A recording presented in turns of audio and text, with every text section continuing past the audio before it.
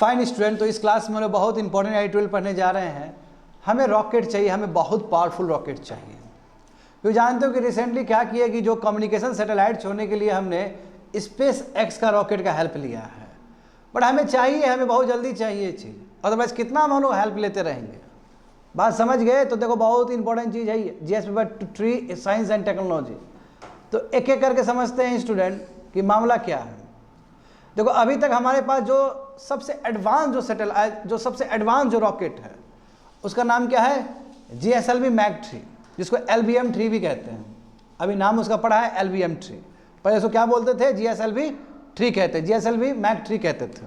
ठीक है, ये भी जो पेलोड ले जाता है जियो स्टेशनरी ऑर्बिट, बच्चे लोग कहाँ पे है जियो stationery orbit? 36,000 kilometre earth surface से ऊपर है वो। कितना है? 36,000 किलोमीटर। बहुत ज़्यादा है कि नहीं बताओ तो? और लो अर्थ ऑर्बिट कहाँ से स्टार्ट होता है? लगभग 200 किलोमीटर से स्टार्ट होता है। यदि मैं प्रिसाइजली कहूँ तो 180 किलोमीटर। तो कहाँ? 36,000 किलोमीटर। और अभी तक जो हमारा GSLV Mach 3 है या LBM-3 है, वो मैक्सिमम बच्चे लोग मैक्सिमम कितना ले जा पाता है? मैक्सिमम वो 4 टन तक ही ले जा सकता है जियो स्टेशनरी ऑर्बिट में। 36,000 किलोमीटर का ऊपर जो ऑर्बिट है, कह सकते हो कि हाँ जियो स्टेशनरी ट्रांसफर ऑर्बिट कह सकते हो, उससे पहले होता है। पहले ट्रांसफर ऑर्बिट में रखना पड़ता है, समझे ना? वो फिर घूम घूम के फिर जियो स्टेशनरी ऑर्बिट में जाता है, क्योंकि एक तरीका होता है, एक ही बार आप प्लेस नहीं करते हो, उससे नीचे प्लेस कर रहे हो तो फिर सैटेलाइट घूमते वहाँ पे पहुँचता है, जियो स्टेशनरी ऑर्बिट में पहुँचता है। ठीक है, यदि तुम लोग का बच्चे लोग का जो यूट्यूब पे भी देख रहे हो और तुम लोग जो क्लास में बैठे हो, इसको समझना है तो सैटेलाइट का जो चैप्टर है साइंस एंड टेक्नोलॉजी का, उसको समझना बहुत जरूरी है। एनीवे, मैं कोशिश करता हूँ तुम लोग को समझाने का लेमन टर्म्स में। तो यूनियन कैबिनेट ने कुछ महीना पहले ये अप्रूव किया, इसके लिए लगभग 8,000 करोड़ दिया कि कोई बात नहीं, अभी हमारे पास LBM-3 है, इससे भी ज़्यादा एडवांस बनना चाहिए, and that is called next generation launch vehicle, NGLV। बात समझे? हाँ, this include the cost of rocket first 3 developmental flights. अब देखो ये क्या होगा, ये जो रॉकेट होगा ये रीयूजेबल होगा। अभी का जितना रॉकेट होता है वो एक्सपेंडेबल होता है। क्या होता है मीनिंग एक्सपेंडेबल और रीयूजेबल का? हाँ, बहुत अच्छा। देखो बच्चों लोग यहाँ पे देखो, जब तुम लोग पिक्चर देखता होगा, जब हमारे इसरो जब छोड़ते हैं ना, तो पिक्चर बहुत वायरल होता है ना सैटेलाइट का, रॉकेट का। देखो जैसे ही इधर देखो, यहाँ पे ध्यान देखो, जैसे रॉकेट ऊपर जा रहा है तो कुछ पार्ट टूट के गिर जाता है नीचे, उसको बोलते हैं एक्सपेंडेबल, खुल के गिर जाना। मगर स्पेस एक्स तो स्पेस एक्स है बच्चे लोग, वो तो रीयूजेबल भी बना लिया। कुछ पार्ट जो नीचे का पार्ट है वो नीचे गिर जाएगा, उसको कलेक्ट करके रख लोगे। तो ये जो नया जनरेशन हमारा लॉन्च व्हीकल बनने वाला है, वो हमारा एक्सपेंडेबल नहीं, वो रीयूजेबल बनने जा रहा है, जो अपने आप में बड़ी बात है, जो एक्चुअली बन चुका है स्पेस एक्स सबका, एलन मस्क का। बिल्कुल। तो इसमें देखो क्या करेंगे, अभी लो अर्थ ऑर्बिट में हम कितना ले जा सकते हैं, इसलिए लिख लेना ये चीज़। अभी LBM-3 से हम 10 टन तक ले जा सकते हैं, मगर जब ये न्यू जनरेशन लॉन्च व्हीकल बनेगा तो 10 टन से इंक्रीज होकर 30 टन हो सकता है। 10 टन से कितना हो जाएगा? 30 टन हो जाएगा। अभी कितना ले जा सकते हैं LBM-3 से लो अर्थ ऑर्बिट में? वही 200 किलोमीटर वाला जो ऑर्बिट है, 200 किलोमीटर से लेकर तुम्हारा 500 किलोमीटर के बीच में आता है ये। ठीक है, ऐसे ही कुछ है। तो अभी तक कितना ले जाते हैं हम लोग? 10 टन ले जाते हैं। अच्छा, 1 टन इक्वल टू कितना होता है? 1000 kg। बात समझ रहे हो ना? तो अभी तक हम लोग 10 टन तक ले जाते हैं लो अर्थ ऑर्बिट में। मैं ये जब बनेगा तो कैपेसिटी बताओ 3 टाइम्स बढ़ जाएगा, 30 टन बढ़ जाएगा। अभी तक LBM-3 से हम 4 टन तक ले जा सकते हैं। कहाँ पे? जियो स्टेशनरी ऑर्बिट में। मगर ये जब LBM-3 बन जाएगा तो वो तुम्हारा 3 से कितना हो जाएगा? 10 हो जाएगा। तो वो भी लिख लो, वो भी कितना हो जाएगा? 10 हो जाएगा हमारा।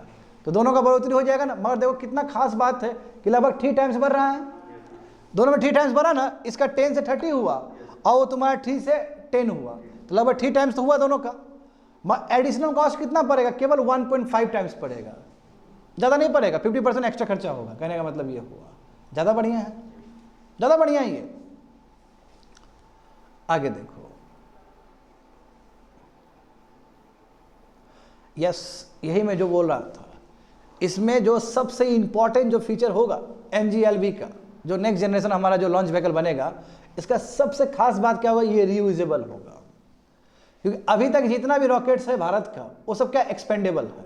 एक बार खुल के गिर गया, खत्म, आप फिर उसको यूज़ नहीं कर सकते हो। बट जो NGLV का जो नीचे वाला जो मेजर पार्ट होगा वो क्या रियूजेबल होगा। बहुत सारा पार्ट तो खत्म हो ही जाता है, मगर नीचे वाला जो हिस्सा होता है ना, नीचे वाला, जैसे स्पेस एक्स का भी देखोगे लॉन्च पैड सब मतलब रॉकेट सब, तो वो क्या है तुम्हारा एक्सपेंडेबल नहीं है, नीचे का पोर्शन गिर के नीचे चला जाता है जो मेजर पोर्शन, और उसको क्या है कि बहुत जल्दी से आप तैयार करके फिर उसको छोड़ सकते हो।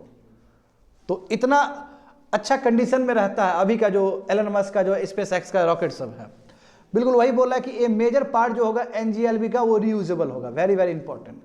और ये रियूजेबल होना बहुत जरूरी है। यदि तुमको कंपटीशन लाना है रॉकेट के मार्केट में तो ये कंपिटिटिवनेस, क्यों देखो पैसा बहुत बच जाएगा ना यदि नीचे वाला जो मेजर चंक है वो लौट के आ जाए विथ लिटिल डिस्ट्रक्शन, क्योंकि नीचे लाने में वो उसको कैच करने में थोड़ा मेहनत लगता है, समझे ना, उसके लिए पैड वुड ले जाना पड़ता है, बहुत मेहनत है, मगर फिर भी उसको यदि कलेक्ट कर लिया जाए तो उसमें बहुत कम चोट लगेगा, बहुत कम डिस्ट्रॉय होगा, और उसको बहुत तेजी से हम बना के फिर से तैयार कर सकते हैं ना, तो कंपिटिटिवनेस आ जाएगा यदि इस तरह का रियूजेबिलिटी वाला प्रॉपर्टी किसी रॉकेट में हो। तो एक्सपेंडेबल में क्या होता है, बहुत महंगा पड़ता है, वो फिर अब बर्बादी हो गया रॉकेट। तो नेक्स्ट जनरेशन लॉन्च व्हीकल में ये फायदा होगा। दूसरा देखो, जैसे बताए हैं तुम लोग को हैवी लिफ्ट, ये तो अनडाउटली अभी कितना हम लोग कर रहे थे, हम लोग अभी 3 टन लगभग कर रहे थे, 3 टन को बढ़ा के ये 10 टन तक ले जा सकता है जो स्टेशनरी ऑर्बिट में। और दूसरा क्या है कि लो अर्थ ऑर्बिट में भी 10 टन ले जा रहा है, तो वो बढ़ा के एकदम 3 टाइम्स ज़्यादा 30 टन तक ले जा सकता है, तो अपने आप में बड़ी बात है। तो देखो इसमें क्या बोला जा रहा है कि जो NGLV का जो बनने जा रहा है उसका देखो पेलोड ट्रिपल टाइम्स है एज कम्पेयर टू LBM-3, जो कि LBM-3 इंडिया का सबसे पावरफुल अभी तक का रॉकेट है, सही बात है ना, जो 3rd स्टेज क्रायोजेनिक इंजन का होता है। अब यहाँ पे देखो कि एक बार यदि हम वॉल्यूम पे काम कर दिए तो उसके बाद जो इंजीनियर लोग, साइंटिस्ट लोग ना कोशिश करेंगे कि कैसे एनर्जी एफिशिएंट बनाएं, क्योंकि स्टेप बाय स्टेप बनता है कोई भी चीज़। पहले हम लोग क्या किए कि कितना वॉल्यूम, मैक्सिमम वॉल्यूम हम पहुंचा सके स्पेस पे, फर्स्ट काम ये हो जाएगा। उसके बाद जितने भी साइंटिस्ट और इंजीनियर लोग हैं वो कहाँ पे एनर्जी एफिशिएंसी पे काम करेंगे, कितना कम एनर्जी के साथ उसको ऊपर पहुंचाया जाए। तो देखो ये भी एक कह सकते हो कि डेवलपमेंट है, वही लिखा गया देखो, heavy lift rockets is restriction related to weight and volume. Weight and volume को लेकर तो चलो ठीक है, बढ़ा दिया ना, 3 टन से 10 टन कर दिया, 10 टन से 30 टन कर दिया लोअर ऑर्बिट में। उसके बाद इंजीनियर और साइंटिस्ट लोग टेंशन नहीं लेंगे उसका वेट और वॉल्यूम बढ़ाने का, वो केवल सोचेंगे कैसे हम क्या करें, अधिकतर तुम्हारा मिनिएचराइजेशन पे काम करें, एनर्जी एफिशिएंसी पे काम करें। समझ रहे हो ना, इससे क्या होगा, तुम्हारा स्पेस रिलेटेड मिशन का पोटेंशियल और बढ़ जाएगा और ज़्यादा इकोनॉमी आ जाएगा और सैटेलाइट लॉन्च कर पाएंगे, क्योंकि अधिकतर जो कम्युनिकेशन सैटेलाइट है जो छोड़ने के लिए जो स्टेशनरी ऑर्बिट पड़ा हुआ उसमें अच्छा खासा टन्स होता है, मगर एनर्जी तो बहुत ज़्यादा यूज़ हो रहा है। तो इंजीनियर और साइंटिस्ट सब एनर्जी एफिशिएंसी के लिए काम करना शुरू कर देंगे सेकेंड स्टेज में। यहाँ पे देखोगे बच्चे लोग, अभी देखो GSAT-9N2 देखो, जो हमारा कम्युनिकेशन सैटेलाइट इसरो ने बनाया ना, उसको लॉन्च करने के लिए बताओ स्पेस एक्स का Falcon 9 रॉकेट को यूज़ किया गया, और ये भी USA से छोड़ा गया। बताओ, दुनिया का सैटेलाइट हम छोड़ रहे हैं और हमारा सैटेलाइट US से छोड़ रहा है, तो ये कंट्री के लिए ठीक नहीं है, ये कंट्री के लिए ठीक नहीं है बच्चे लोग, क्योंकि इंडिया अपने कॉस्ट इफेक्टिवनेस के लिए जाना जाता है। सही बात है कि नहीं, बताओ तो बताओ। चंद्रयान जो पहला जो मिशन था वो हम लोग इतना सस्ता छोड़े थे कि वो जितना पैसा में चंद्रयान 1 छोड़ा गया उससे ज़्यादा पैसा में एक हॉलीवुड का मूवी बनता है। तो इसलिए अब इतना डिपेंडेंट नहीं हो सकते। देखो उसमें क्या है, देखो उसमें कितना था तुम्हारा 4700 kg है ना, और तुम्हारा जबकि LBM, अच्छा मैंने गलती से 3 टन बोल दिया था, LBM एक्चुअली कितना ले जा सकता है, 4 टन ले जा सकता है, उसको करेक्ट कर लो, आई एम सॉरी, 4 टन है वो। तो इसमें कितना kg था ये सैटेलाइट का, लगभग 4700 kg था ये, यानी कि 4.7 टन है वो। तो 4.7 टन के लिए तुम तो LBM-3 यूज़ नहीं कर सकते, क्योंकि LBM-3 कितना मैक्सिमम 4 टन के लिए यूज़ कर सकते हो, करेक्ट कर लेना हुआ डेटा वहाँ पे। तो समझे ना, ये देखो Falcon 9 के रॉकेट का फायदा क्या कि रियूजेबल है, उसका एक अलग से बेनिफिट होगा, बात समझे ना। अच्छा, इसमें ये बताया गया, देखो बहुत सुंदर बात कहा गया, यदि मान लो कि ये रियूजेबल नहीं होता, यदि एक्सपेंडेबल होता, एक्सपेंडेबल मतलब क्या कि टुकड़ा गिर जाना, यदि मान लो कि Falcon 9 का ये जो Falcon 9 जो रॉकेट है स्पेस एक्स का, यदि मान लो कि ये एक्सपेंडेबल रहता, तब बच्चे लोग इसका कैपेसिटी पता है 8.3 टन रहता, मगर चूंकि ये क्या है रियूजेबल है, तो इसलिए इसका क्या है तुम्हारा वेट कम हो गया, कितना हो गया, अभी भी 4.75 तक तो है कम से कम। वही बोला कि 5.5 टन्स तक अभी तक वो ले जा सकता है जियो स्टेशनरी ट्रांसफर ऑर्बिट में, GTO में। मगर तुम यदि मान लो कि उसको एक्सपेंडेबल बना दो, इसी रॉकेट को रियूजेबल मत बनाओ, एक्सपेंडेबल बना दो, तो इसका कैपेसिटी बढ़े कितना हो सकता है, 8.3 टन तक जा सकता है। तो इतना एडवांस फैल्कन 9 ये रॉकेट।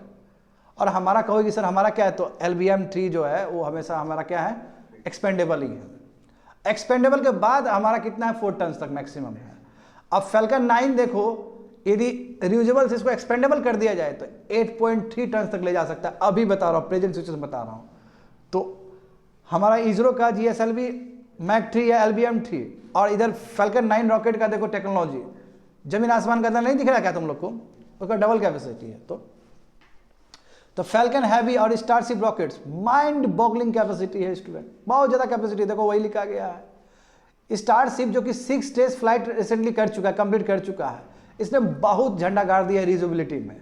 हाँ बताओ इसके पास कितना कैपेसिटी है, 21 टन तक GTO में ले जा सकता है, 21 टन तक, बात समझ रहे हो। और 100 टन तक लो ऑर्बिट में ले जा सकता है, जबकि क्या है तुम्हारा रियूजेबल भी है। जाओ, तो कुछ ज़्यादा नहीं हो गया ये स्टारशिप, इतना ज़्यादा चांस है। और इंडिया क्या है, इंडिया के पास 8 साल है, 8 साल में इसको प्रिपेयर करना है। कौन सा, ये वाला व्हीकल, नया न्यू जनरेशन लॉन्च व्हीकल को। और वो करने के बाद कितना इंडिया कितना प्राप्त कर लेगा, 4 टन से 10 टन और 10 टन से 30 टन देखो। और यहाँ अभी तुम स्टारशिप रॉकेट का देखो 21 टन वो GTO में ले जा सकता है, लो अर्थ ऑर्बिट में 100 टन ले जा सकता है। डिफरेंस समझ में आ रहा है। यानी कि जो चीज़ हम लोग 8 साल बाद अचीव करेंगे फिर भी पूरा नहीं हो पाएगा स्टारशिप कंपेयर में प्रेजेंट टाइम में। यानी कि प्रेजेंट टाइम में ये लोग हमसे ज़्यादा एडवांस है, जो कि हम लोग फ्यूचर में करेंगे। तो फिर कंपेटिटिवनेस कैसे आएगा, तो हमें अपना कैपेसिटी को बहुत ज़्यादा बढ़ाना होगा स्टूडेंट, कहने का मतलब ये हुआ। तो कोई इसलिए लिखा गया टू स्टे अहेड, बाकी कंट्री से, बाकी स्पेस टेक्नोलॉजी से हम आगे रहे, तो उसके लिए हमें बहुत जरूरी है कि प्राइवेट सेक्टर को पार्टिसिपेशन करवाए। और इसी के लिए इन स्पेस बना है, इसी के लिए मोदी जी इन स्पेस बनाए ना जी। तो वही बोला कि NGL भी ठीक है, बहुत अच्छी बात है, but at the same time private sector को बुलाओ, उसको डिजाइन करवाओ, उसको डालो, उसको बोलो रियूजेबल व्हीकल बनाने के लिए, अपना ही बना। स्पेस एक्स कैसे बना लिया, तो इंडिया में क्यों नहीं बना सकता प्राइवेट सेक्टर से, उसको भी दो। स्ट्रॉन्ग प्राइवेट सेक्टर होना बहुत जरूरी है कंट्री में, और करेक्ट इंसेंटिव दिया जाए सरकार के द्वारा। दे इवन एक्सप्लोर, यानी कि दो फॉरेन कंट्री से भी फंडिंग आने दे दो प्राइवेट सेक्टर को, वो आगे बढ़ेगा, समझे। इंडिया मस्ट फोस्टर स्ट्रॉन्ग, हमें बहुत ही स्ट्रॉन्ग इकोसिस्टम चाहिए, तभी इंडिया का जो एम्बिशन है स्पेस को लेकर पूरा हो पाएगा। क्योंकि देखो ना, वो सब भले इसरो ने बहुत कुछ किया, उसमें कोई सेकंड थॉट नहीं है, मगर तुम स्टारशिप का देखो, स्पेस एक्स का देखो, उसका कैपेसिटी कितना ज़्यादा है एज कम्पेयर टू इंडिया। इसलिए प्राइवेट सेक्टर पार्टिसिपेशन बहुत जरूरी है। दैट्स इट, कंप्लीट है।